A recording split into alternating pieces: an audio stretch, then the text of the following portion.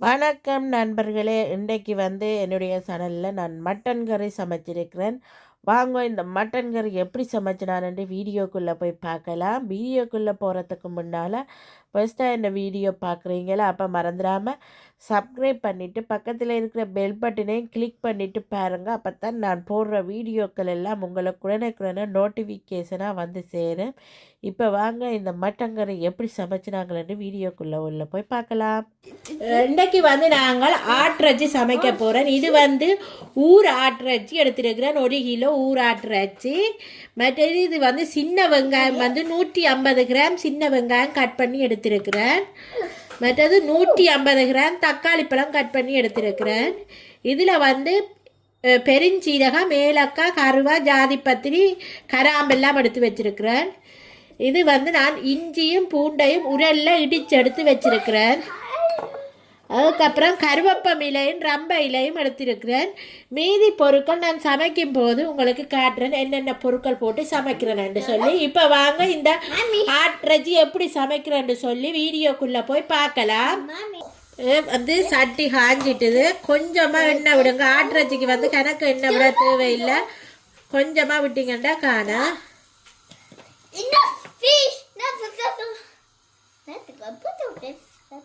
இப்போ இந்த வாசனை பொருட்களை இதில் போடுறேன். எண்ணெய் சூடாகிட்டு இப்போ இந்த எடுத்து வச்சிருக்கிறேன் நான் ஒனியனை இதில் போடுறேன். இது சின்ன வெங்காயம் தான் நான் போடுறேன். இதில் நீங்கள் உப்பு போடாதீங்க, ஏன்னு சொன்னால் சின்ன வெங்காயம் டக்கு வதங்கி கொடுக்கும். இது நல்லா வதங்க வேணுமெண்டு இல்லை, வெங்காயம் வதங்கக்கூடாது. நல்லா வதங்கினா இதில் நல்ல சத்துக்கள் போயிடும். ஆகவும் நல்லா வதங்காமல் போட்டு இதண்டிங்கன்னா நல்லா இறைச்சியோடையும் இந்த வெங்காயம் கரைஞ்சாவிச்சு வரும்.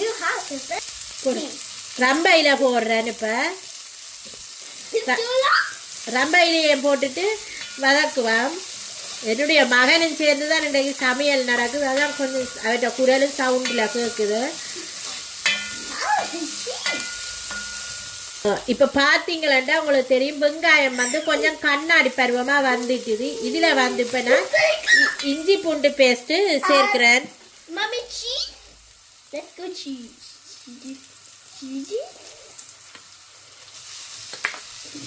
அதை நல்லா மிக்ஸ் பண்ணி கொடுப்பேன்.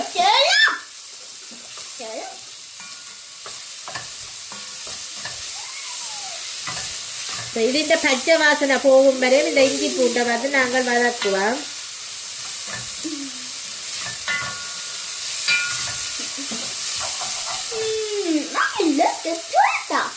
இப்போ நான் எடுத்து வச்சிருக்கிறேன் இந்த தக்காளி பழத்தையும் இதில் போடுறேன்.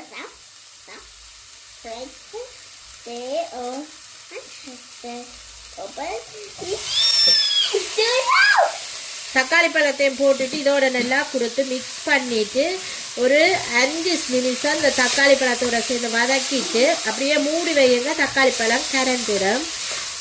இஞ்சி பூண்டு பேஸ்ட்டு தக்காளி பழம் எல்லாம் சேர்ந்து நல்லா கரைஞ்சி வதங்கட்டுக்கும். இதே மாதிரி நீங்களும் ஆட்டிறைச்சி சமைச்சு பாருங்க, சூப்பராக நல்ல டேஸ்டாகவும் இருக்கும். ஆனால் ஈஸியாகவும் குயிக்காகவும் செய்யலாம் பாருங்க. இப்போ பார்த்தீங்கன்னா வெங்காயம் தக்காளி பழம் இஞ்சி பூண்டு எல்லாம் வதங்கிட்டு இப்போ நாங்கள் கழுவி எடுத்து வச்சிருக்கிறோம். இந்த இறைச்சியை இதில் போடுவேன். இறைச்சி போட்டதுக்கப்புறம் தேவையான அளவு உப்பு போடுங்க.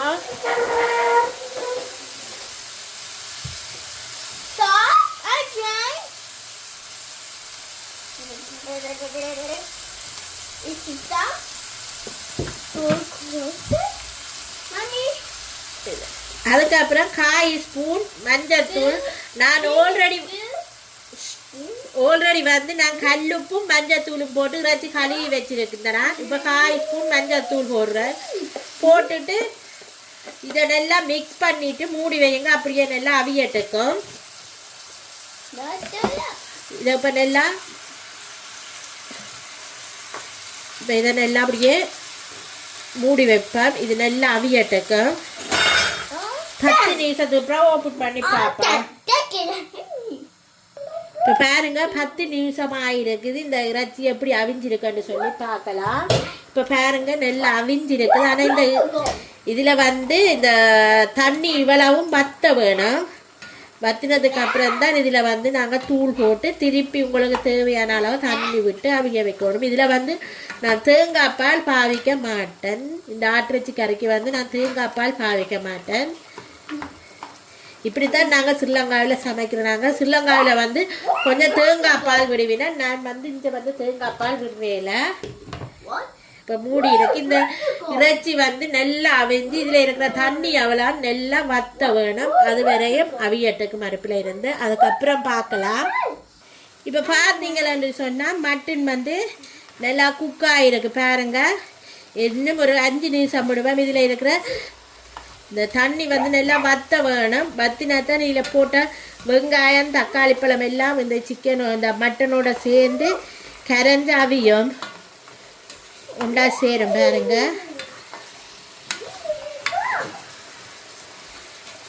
இப்போ இன்னும் ஒரு 5 நிமிஷம் இதை அப்படியே விடுவோம். இப்போ 5 நிமிஷம் நான் ஓப்பனில் விட போகிறேன். மூடையில் இப்படியே இருக்கட்டுக்கும். இப்போ பார்த்தீங்கன்னு சொன்னால் ஆட்டிறைச்சி வந்து நல்லா அவிஞ்சிட்டுது. நல்லா தண்ணி எல்லாம் வற்றி இப்போ எண்ணெயில் வந்து இறைச்சி வதக்கி கொண்டு இருக்குது. அந்த சமயத்தில் வந்து நான் தூள் போட போகிறேன். இது ஸ்ரீலங்கன் கறி பவுடர். இதில் வந்து எல்லா வகையான மசாலாக்களும் கலந்துருக்கு. மல்லி, செத்தன் மிளகாய், மிளகு, மஞ்சள், சின்ன சீரகம், பெருஞ்சீரகம் எல்லாமே இதில் போட்டிருக்கிறபடியாக வேறு எதுவும் போட தேவையில்லை. இந்த தூள் மட்டும் போட்டாலே சரி. இப்போ போட்டுட்ட தூள்.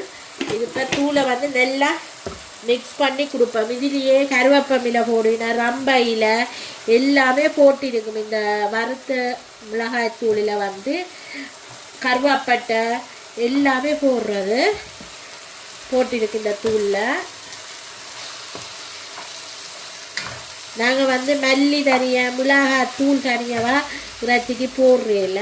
இப்படித்தான் ஸ்ரீலங்காவில் நாங்கள் சமைக்கிறோம். நாங்கள் இப்போ பார்த்திங்களாண்டா நல்லா வதங்கிட்டுது பாருங்க. தூள் போட்டு நல்லா பிரட்டியாச்சு.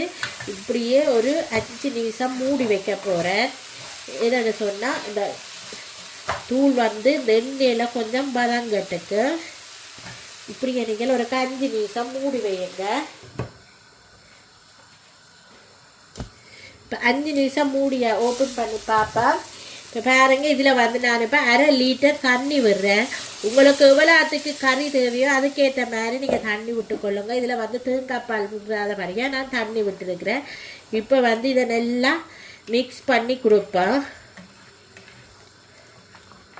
தேங்காய் பால் விடாமல் காய்ச்சி வச்சிங்களன்னு சொன்னால் இறைச்சிக்கறி வந்து பழுதாகாது. இங்கே வந்து குளிருக்கு வந்து இறைச்சிக்கு தேங்காய் பால் வெட்டி சமைச்சிங்கன்னா கறி வந்து ஒரு வித்தியாசமாக இருக்குது, ஒரு டேஸ்ட் இருக்காது. அண்டைக்கு சமைச்ச அண்டைக்கு சாப்பிட்றீங்களா இருந்தால் தேங்காய் பால் ஊற்றி சமைக்கலாம்.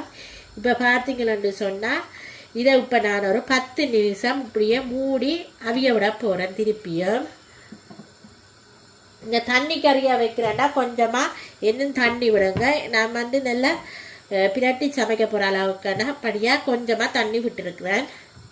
இப்போ வந்து ஓப்பன் பண்ணி பார்ப்போம் எப்படி இருக்குன்னு சொல்லி. இப்போ பாருங்கள், நல்லா கொதித்து நல்லா தூள் இந்த பச்சை வாசனை எல்லாம் போயிட்டு நல்லா அவிஞ்சிட்டுது. இப்போ நாங்கள் இதில் எடுத்து வச்சிருக்கிற கருவேப்பமிலையை போடுவோம். நீங்கள் இறக்கும் போது கருவேப்பமிலை போட்டு இறக்குனீங்கன்னா சூப்பராக இருக்கும். கறியும் நல்ல வாசமாக இருக்கும். அதோட வந்து இறைச்சி சரக்கு தூளண்டு சொல்லுவோம் ஜாழ்ப்பாணத்தில் நாங்கள். அது வந்து 1/2 ஸ்பூன் போடுறேன்.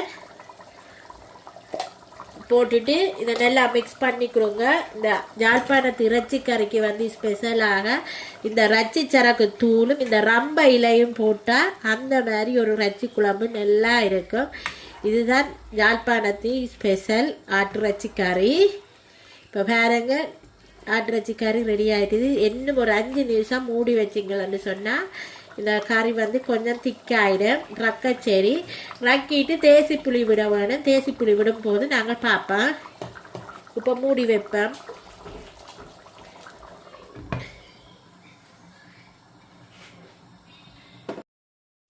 இப்போ பார்த்தீங்களாண்டா சூப்பரான யம்மியான டேஸ்டியான ஆட்டுறைச்சி கறி ரெடியாக இருக்குது. உங்களை பார்க்கவே தெரியும்.